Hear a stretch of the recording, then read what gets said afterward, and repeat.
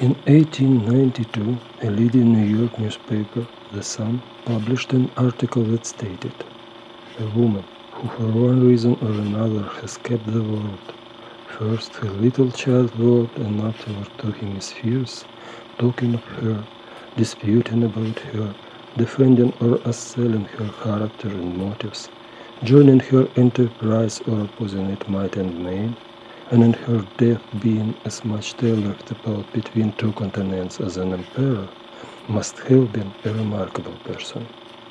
These words were written about Madame Helena Blavatsky.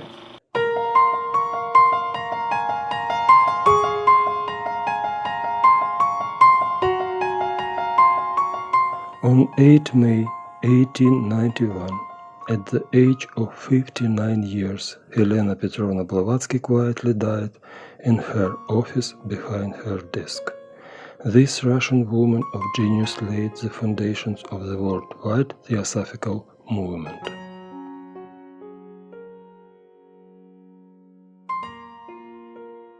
It would be hard to express in a few words the whole character of this great Eugenie. She was more than an occultist, more than a world traveler, more than a brilliant conversationalist and writer who was well versed in the traditions and philosophies existing throughout the world.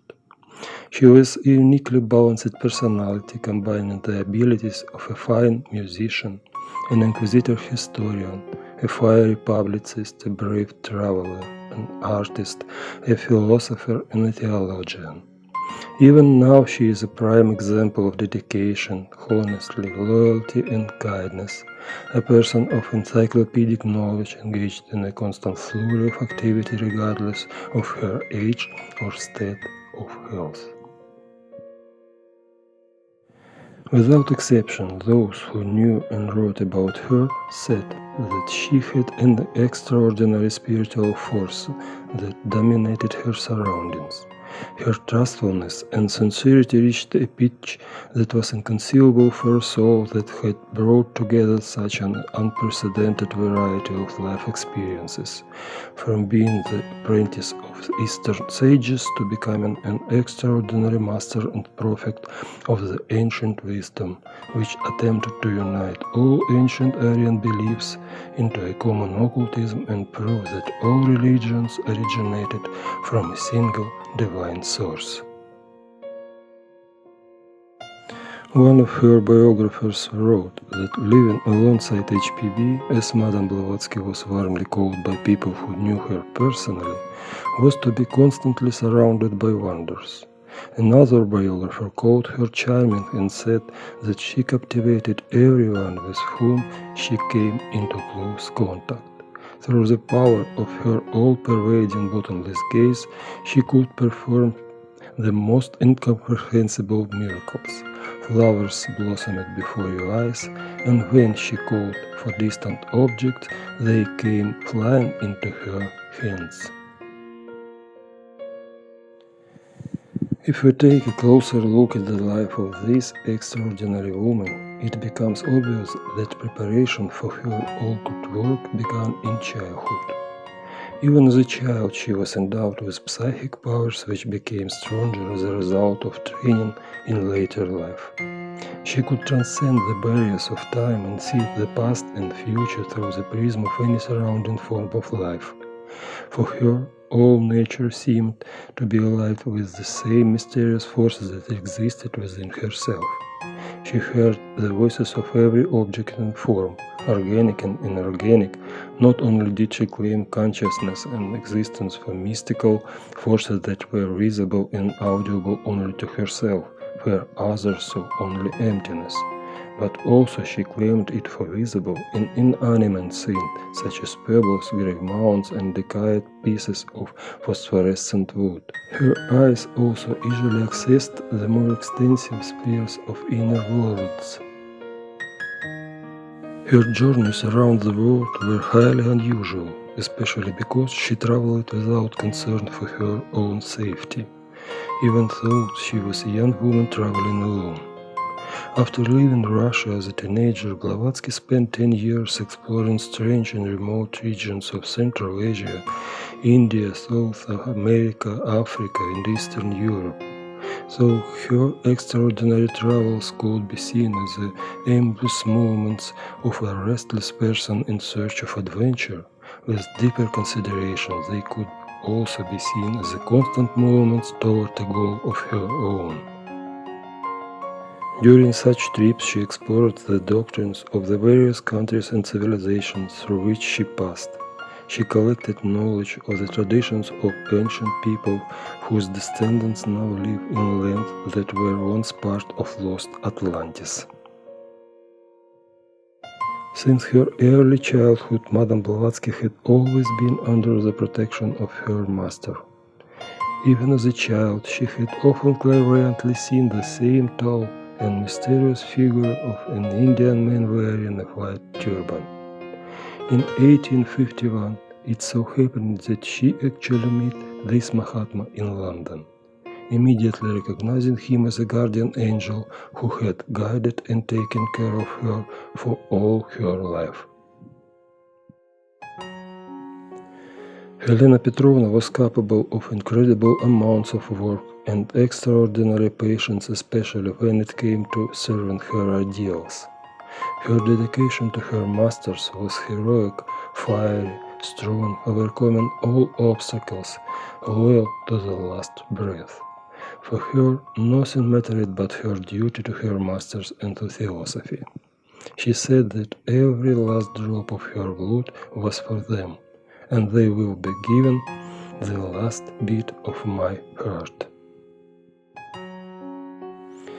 It is incredible that during such a short life she could give to the world so much occult wisdom through her writing work. Describing the period when Madame Blavatsky was working on Isis Unveiled, Colonel Olcott explained that it was a rare and unforgettable experience to watch her work.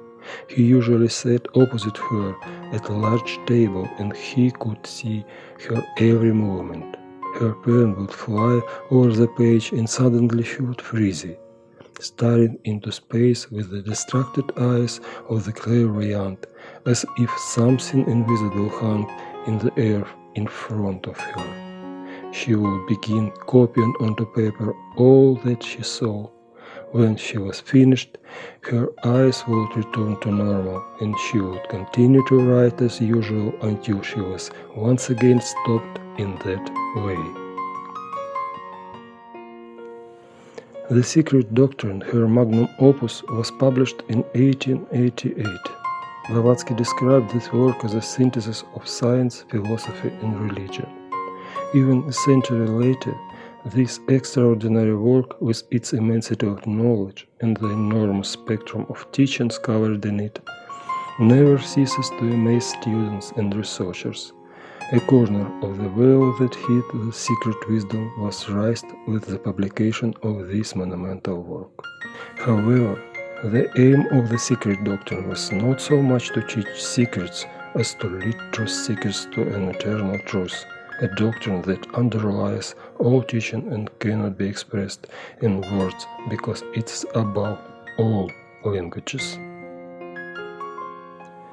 Her monumental work returned to the world a holistic vision of life that was lost, in which science, philosophy, and religion were not separate entities but parts of a whole.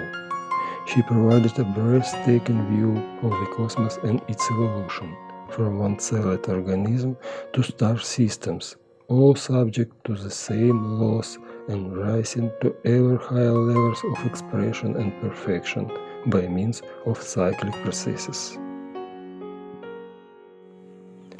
In the Secret Doctrine, Blavatsky compared the lotus or Padma, as it's called in Sanskrit, with the cosmos and with human beings. It is significant that Colonel Olcott, co-founder and first president of the Theosophical Society, decided to call Blavatsky's Memorial Day White Lotus Day.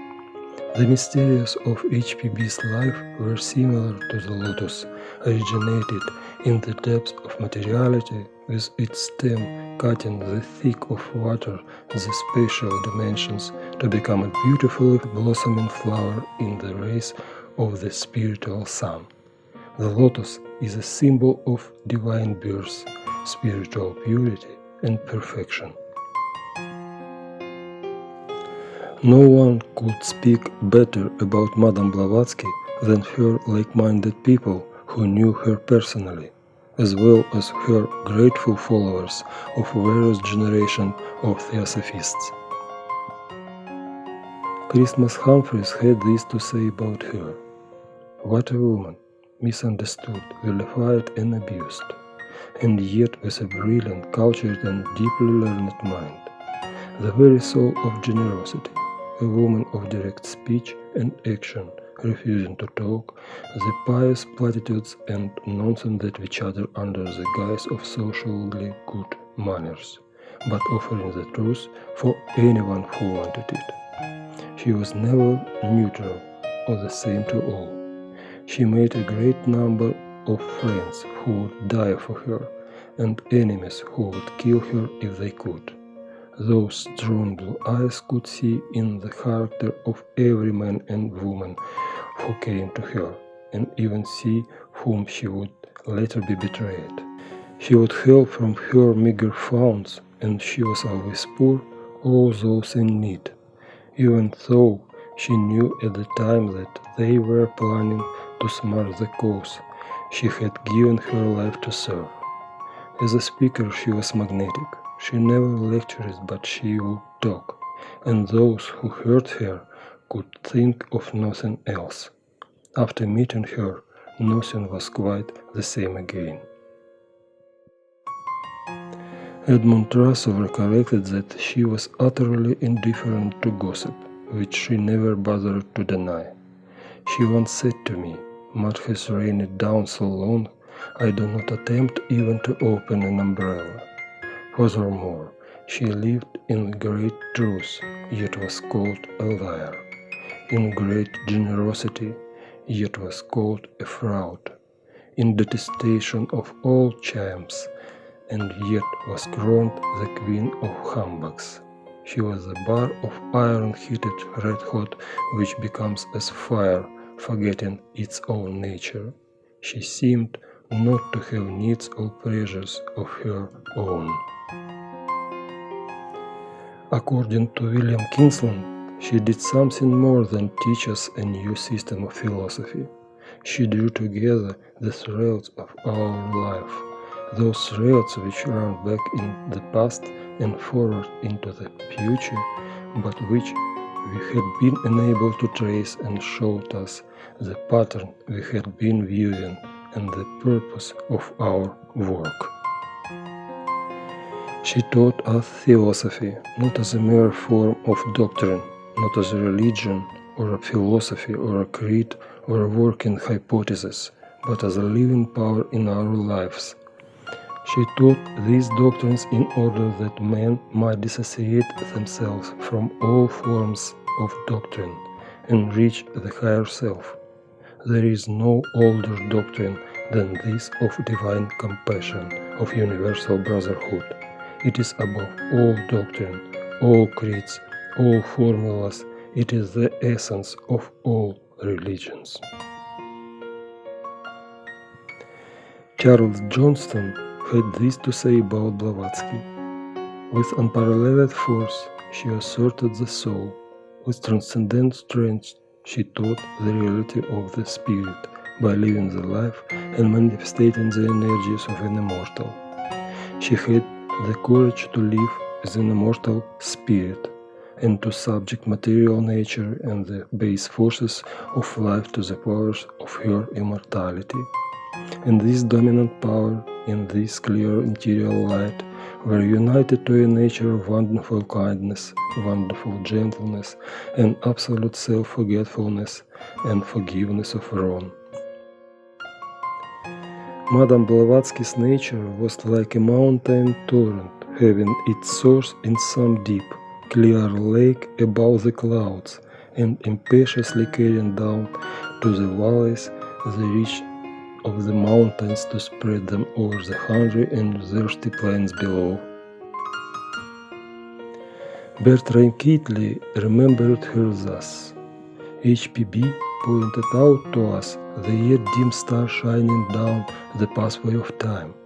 She taught those who would listen to seek within themselves its ray, and pointed out the road to be traveled, indicated its signposts and dangers, made us realize that he who perseveres endures in self-forgetting efforts to help humanity holds in his hands the clue to life's tangled mazes.